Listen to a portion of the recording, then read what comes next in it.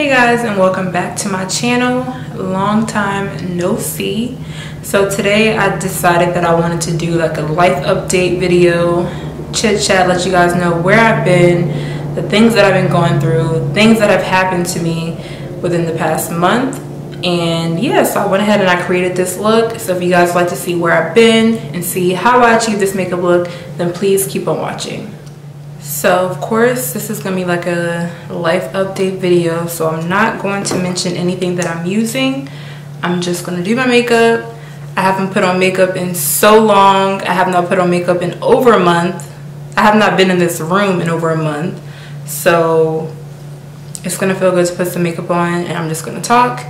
And yeah, so the way I'm gonna do this, I'm gonna start this video basically rewinding back to Memorial Weekend, and I'm just gonna say how everything happened in the order that it happened, so that everything just flows and I don't forget anything. So yeah, all I know, one thing is, it is hot as hell. No, I forgot to wet my beauty blender or my sponge. Damn it. Okay, I'm already forgetting everything that I have to do. This is pretty bad. Okay, so like I said, so I'm gonna take it back to Memorial Weekend. Me and my boyfriend decided that we wanted to have our very first like event at our home, at our new home.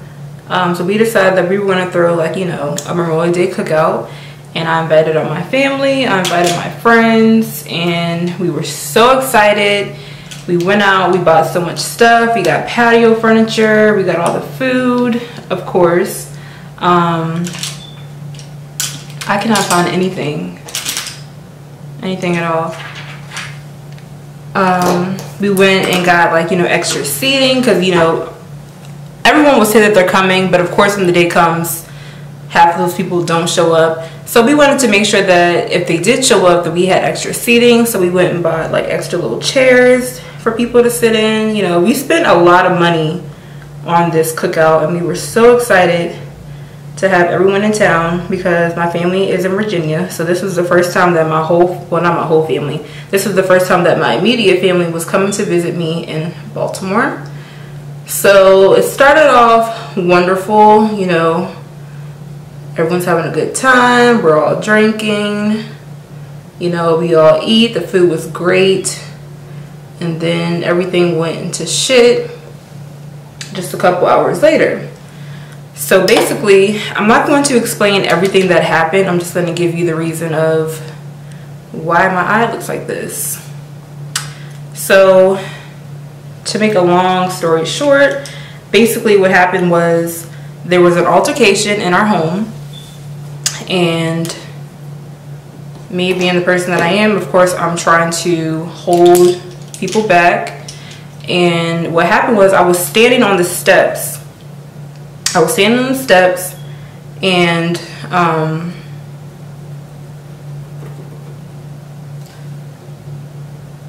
was standing on the steps. Wow, I'm like, this is like doing a video for the first time all over again. Like, I'm just all over the place. I really can't even focus. I can't do anything. But so anyway, I was on the steps trying to hold someone back, and someone pushed me. I don't know who pushed me, but someone pushed me, and I literally fell face first into the edge of the wall from the stairs. So literally face first into the edge of the wall, and as soon as my face hit, I was like, ow, like that fucking hurt. And I immediately felt my eye getting swollen.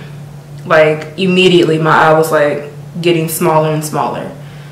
So, and I also really messed up my wrist really bad, because I guess I tried to stop myself from falling and I sprained my wrist. That hurt like a bitch, and to this day my wrist still hurts. And as you can see, I still have this little eye. So it looks shiny right now because I have like cocoa butter on it.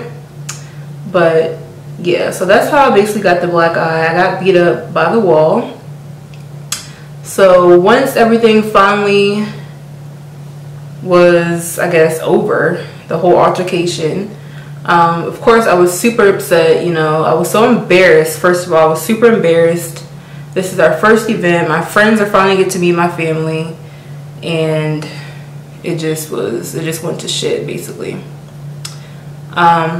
So I was very upset. Of course, I was crying about it. I wasn't even crying about my eye. I was just more crying about everything that had happened and things that were said to me. And I was just like, what the hell? I'm not sure what I did, but it was just terrible. So, of course, after all that stuff had happened, most of my family, they left. And my friends stayed, and, you know, we all hung out. But I still cried about a good 5 times after everything had already happened.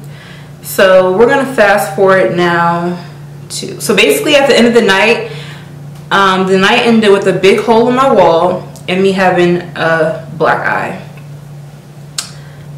Yeah, great times. So fast forward to Saturday, Sunday, Monday, Tuesday, 3 days later. I'm still very upset about what had happened in our home and everything that had happened. So I was like, you know, people had got us some housewarming gifts. I'm sorry I didn't mention that it was a housewarming / Memorial Day cookout. So we had a whole bunch of gifts. And of course, you know, people bring you alcohol for housewarming gifts because we do have a bar in our home, which we never use. So I was like, you know, I'm all upset. I don't want to keep crying. So what I was going to do was I was going to make myself a little cocktail with all the alcohol that we had. This is where it gets bad.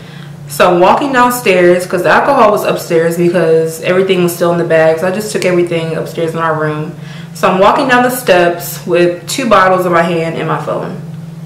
And I wasn't paying attention to where I was stepping because I was literally walking down the steps and looking out the window.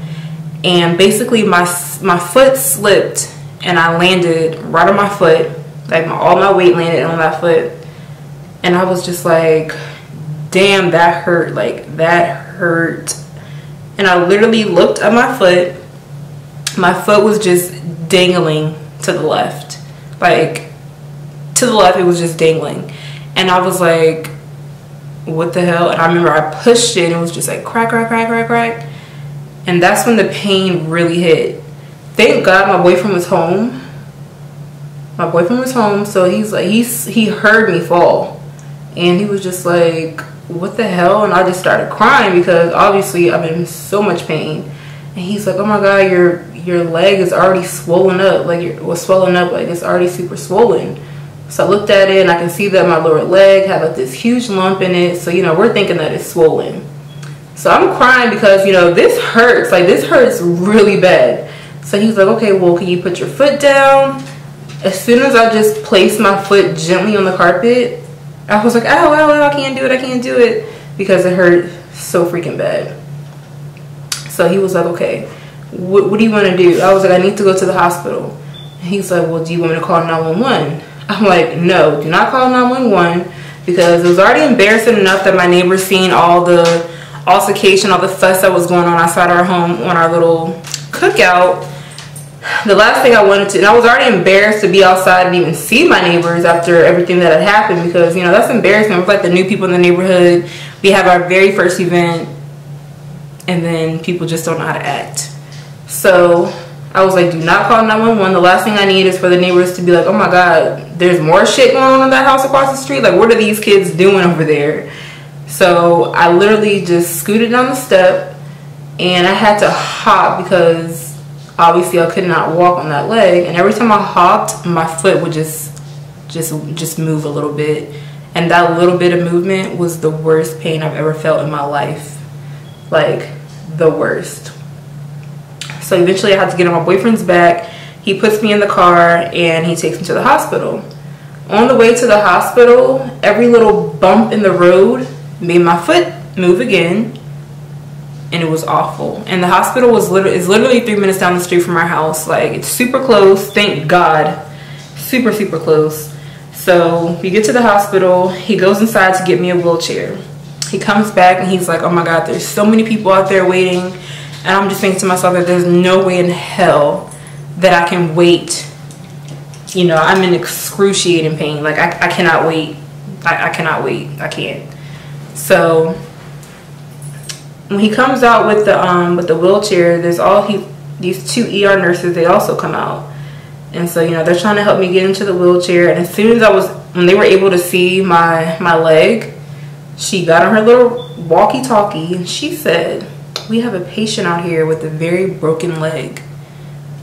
And I just started crying even harder. Like, I knew it was broken, but when she confirmed that it was broke, I was terrified. Like, oh my God. Mind you, I've never broken a bone. I've never had a bloody nose. I've never had poison ivy. Things like this don't happen to me. So imagine I have a black eye, I have a hole in the wall, our housewarming turned into shit. Now I have a broken leg all within 3 days, and I'm just thinking, what did I do to deserve all of this? Like, literally, I'm being punished. I don't know what I did, but I'm being punished. So they immediately take me straight back into a room because, you know, my leg is broke. I can't sit there and wait. So my boyfriend had to check me in. As soon as they get me back, they start hooking me up to IVs, and they're shooting me up with morphine, which is not working for me at all. The only thing she told me, like, you know, you're gonna feel a warmness go through your chest in like 30 seconds. And if she wasn't right, that warmness came through my chest. I did not like that. But the morphine was not working for me at all. They shot me up with morphine like a good 4 times. I was still in excruciating pain. Then they moved to fentanyl, still excruciating pain. So at this point, my body, I don't know, my body does not do well with meds because it does not work for me at all. So of course, you know, when I'm in there, they're looking at me like, you know, what happened to your eye? Like, what happened to your eye? And I'm just like, you know, I fell, hit a wall. And they're just like, okay. So of course I had to go back and get an x-ray. If I can figure out how to insert pictures, I'm going to insert pictures so you guys can see. I'll show you a picture of when my leg was broke. I'll show you a picture of the x-ray of the broken leg as well. So that was awful because they had to move my leg in the ways that they wanted it to move in order to get the picture. I wanted to kill those people because it hurt so freaking bad. So I got my little x-rays, come back out, and they showed me like, you broke your tibia and your fibula. Tibia is a huge bone in your leg, and I broke it. Like, just snapped it. And they're like, you know, this is a really messy break. A doctor came in, he was like, you know, you have 2 options. Your 2 options are, you can get surgery where I put a metal rod and some screws in your leg, or you can just let it heal by having it in a cast up to your hip for a month, and then you'll be in a cast for another 6 months. And if it doesn't heal then, we're gonna leave you in the cast, and you're gonna be in excruciating pain the whole time. Which one do you like? Like, straight like that. And I'm just like, surgery? Like, you want to do surgery on my leg, and you want to put a metal rod and screws in my leg? Like, that's freaking terrifying. So obviously I did not want to have a freaking cast on for the rest of the year and be in excruciating pain, so I opted to do the surgery route. And I was terrified. I've never had surgery before. So once I decided, you know, I'm gonna do the surgery, I'm super scared, I'm hella nervous. Within an hour of, you know, me knowing, I was like, okay, when am I getting this surgery? I want it done right now, because the pain was awful and everything they were giving me was just not working. It was not working at all. And I felt like people kept touching me. Oh, we gotta wrap it up, we gotta put it in the splint. Like, don't touch it. Just don't touch it. But of course, you know, they had to do what they had to do. So the next day, so obviously I stayed in the hospital. The next day was my surgery. And I was like, can someone please tell me, like, what time is my surgery? Is it early? I pray to God that it's something early, because I just want this pain to go away. Like, I need this pain to go away. And they're like, oh, well, your surgery is not until 2:30. I mean, 2 o'clock. Like, 2 o'clock? What the hell? That's too far from now. But obviously I had to wait until 2 o'clock to get my surgery. So 2 o'clock comes. Well, it's like 1:50. They wheel me down. And, you know, they're just telling me everything. Everyone was super nice. Like, they definitely made me feel really comfortable, because I was literally terrified. I was shaking. Like, I was shaking like a stripper because I was so freaking scared. But they were really nice. And the one guy told me, he was like, what are you afraid of? Like, are you afraid of the pain? Because you're not going to feel anything. He literally said, as soon as you get down there, you're going to be asleep. I was like, damn, he's right. I am going to be asleep. But it's just the thought of getting surgery. Anything can happen during surgery. Like, some people, they don't wake up after surgery. It could be something super minor and something can go terribly wrong. So that was my biggest fear. So I got the surgery. My surgery took an hour and 30 minutes. I just remember waking up and I'm just like, as soon as I woke up, I immediately felt the pain. Like, immediately. I woke up like, ow. Some lady, she was like, oh, okay, you're awake. I want you to drink this water and I want you to eat these graham crackers. And to this day, I would never eat a graham cracker ever again in my life because I just feel like it's just bad memories. I did not want those graham crackers. She was like, you have to eat it because I have to give you this medicine. You have to eat these graham crackers. So I forced myself to eat 2 graham crackers, which I did not want, but I did it. And, you know, of course, I'm in the recovery place and I'm like asking her, like, well, how long did it take? She was like, oh, it was an hour and 30 minutes. I'm like, an hour and 30 minutes? They told me it was going to take an hour. Why did it take an extra 30 minutes? She was like, well, you know, that's just like an estimate, but everything went fine and blah, blah, blah, blah, blah. And I'm just like, well, what time is it? Like, she's probably thinking, like, why is she asking me all these damn questions? But I just wanted to know. And I was like, okay, well, I'm in a lot of pain, so what are you guys going to do about this pain that I'm in? Like, everything hurts at this point. So they take me back to my room, and I stayed in the hospital for 4 days altogether. Someone who's never stayed in the hospital stayed in the hospital for 4 days. And those were the worst 4 days of my life. Even though my boyfriend came to see me every day, obviously he couldn't stay because we have a dog. And he did have to work, but he was working from home. I felt so lonely in that hospital.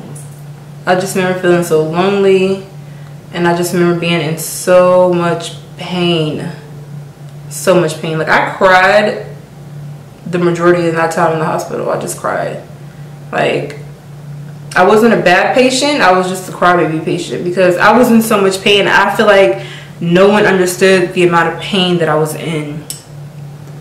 So when I finally got out the hospital, I was so happy because my mom was coming to town to help me out.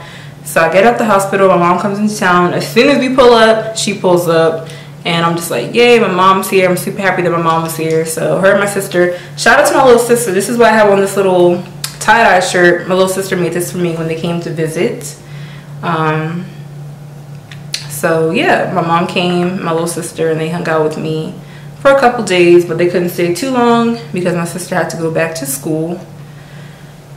And I feel like after that is when shit got real. I really got into this like a depression. Basically, I was really depressed, and I didn't know what it was at first. I didn't know what it was at all. Actually, I was just like, you know, why am I so sad? Why do I keep crying? What am I even crying about? Like, at this point, you know, I wasn't crying because I was in pain. I was just honestly sad. I was feeling down. Just any feeling that you could think of, that's just how I felt. And it was the worst feeling ever. And I'm definitely not the type of person that will say, oh, I suffer from anxiety, I suffer from depression. Like, I don't suffer from any of that. I feel like I have a very normal life.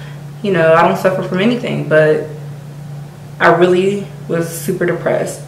And the thing is that was really bothering me. It was just the fact that I just felt not loved, basically. And when I say not loved, it was like, you know, people that you were friends with or family members that you grew up with not reaching out to you to say, you know, I heard about your leg, so sorry, hope you feel better, praying for you, you know, get well soon.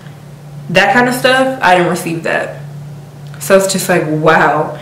Like, when something like that happens to you, if you ever go through a traumatic experience and people don't reach out to you to, you know, just, you know, well wishes, basically.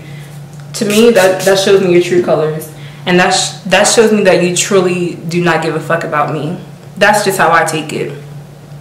Because if you know that someone had got surgery, surgery is definitely a big deal. And not everyone comes out of surgery alive. So the fact that friends or family did not reach out, that I think was killing me the most. And then I was also thinking about the stuff that had happened, you know, with the black eye. You know, it wasn't about me having the black eye, it was the things that happened, the words that were said to me. That's what was really killing me. And depression set in, and I cried every single day. I cried all day. I cried all night. I did not sleep. Nothing. It was awful. And this happened for like, I would say 3 weeks. Like, honestly, the only reason why I'm filming this video now is because I'm feeling a little bit better. But I definitely still have my days where I feel super depressed, super down, super sad. And it's just like people like ask you like, oh, what's wrong? Or people tell you, oh, it'll be fine. This will pass. And it's just like, you can tell me that it's gonna pass, but when you're in the moment, it feels like forever. You know, it's easy to tell someone, oh, you'll get over this, everything will be fine. But when you're the one that's up all night because you can't sleep because all you do is cry, I mean, you could tell me that, but it's not gonna help me. It's not gonna help me at all. So I was very, very depressed. And people that battle depression every day, I don't know how you guys do it. I really don't, because it was awful. I never had like, you know, suicidal thoughts or anything. I was just honestly sad. I didn't want to do anything. I did not want to go anywhere. I didn't even want to go outside. My boyfriend kept trying to be like, you know, let's go outside, let's get some fresh air, we can sit on the porch. Like, I didn't even want to do that. Like, you're so unmotivated, you don't want to do nothing. And he kept saying, well, maybe you should go record a video, that'll make you feel better. But when you're in that kind of situation, like I said, you're unmotivated. You don't want to do anything. So I was like, I don't want to record a video. I'm not feeling up to it. My energy is going to be down. I'm not feeling up to it, and no one can make me do something that I don't want to do. So I was just like, no, I don't want to record a video. I'm not feeling it. So like I said, I still have days when I feel pretty down, but I'm definitely not as sad and depressed as I was before. Because, you know, people can text you, but it was like I needed company. I feel like I needed people to be physically around me. And then my mom also came. She came back to visit me, and I noticed that when she was here, obviously she was with me the whole time. And I still felt depressed. I still felt down. Even though my mom was there, my sister was there, they were all surrounding me, I still felt down. And I was just like, okay, my mom's here, like, why do I not feel happy? So what I did was, I feel like everyone that didn't reach out to me, friends, family, I just deleted them. Because I feel like you don't care about me, why should I care about you? You don't need to see anything. When I say I deleted them from social media. You're blocked from my phone. You know, at this point, don't reach out to me at all.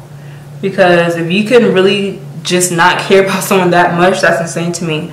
I'm the type of person that if me and someone else that I'm close with, or that I was close with, had some kind of issue, and I knew that something happened to them, I know how to put my pride to the side and reach out to them just to give them well wishes. You know, it could be something as small as get well soon, or praying for you, something. But just not to say nothing, that really, really crushed me.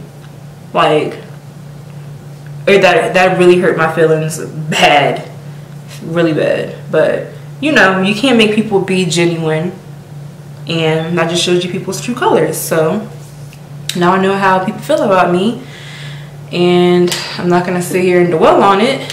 But I do want to say to the people that do battle depression, you know, on a daily basis, I know that it's hard, because I experienced it for like, what, 3 weeks, and you know, now I can see how people feel. Like, when people say, you know, you're just unmotivated, like you don't want to do anything, and people can say, well, how are you so depressed when you have all these people around you and you have all these different things? Like, all that stuff does not matter when you're feeling at your lowest point when you feel like no one cares about you, or you know, just anything, it's a different type of feeling. Like, it's a different type. Oh my god, this freaking foundation just squirted all on my shirt that my sister made.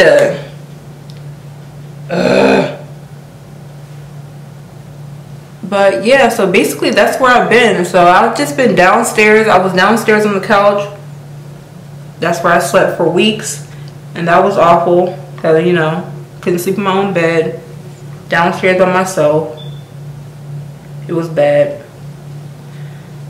I would just be up all night, miserable. But now I'm back sleeping in my bed, and I just recently started being able to sleep again. I didn't sleep. I'm to a point where I didn't sleep. Like, it would be like I wouldn't sleep for 2 days, and I'll sleep for one day, and then the next 2 days I wasn't sleeping. It was like a pattern of like no sleep, and that is literally so exhausting because I will be so freaking tired. Being so exhausted and not being able to sleep is the worst. And I couldn't sleep because I was so uncomfortable, you know, with my leg. Like, super uncomfortable. Nothing I did was comfortable for me. But now I'm back to sleeping in my bed, and for the past 2 nights, yeah, the past 2 nights I actually got some sleep, so that's good. It's not like great sleep, but I know that I'm sleeping, you know. I will wake up, of course, because I gotta make sure myself feels comfortable, but I got some sleep. Basically, I'm gonna tell you guys about what's going on with what happened with my leg. So 2 weeks after everything had happened, I had my follow-up appointment, and they removed about, I would say, like between 18 and 20 staples. My foot and my ankle was so swollen. Like, I have very, very narrow, bony feet. So the fact that my foot looked like a pig's foot is insane. I never knew that my foot could be that big.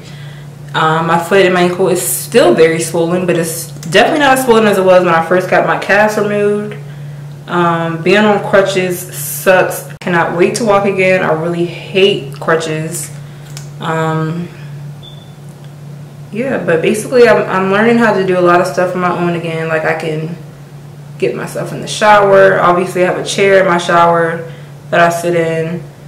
I can do a lot of stuff for myself now.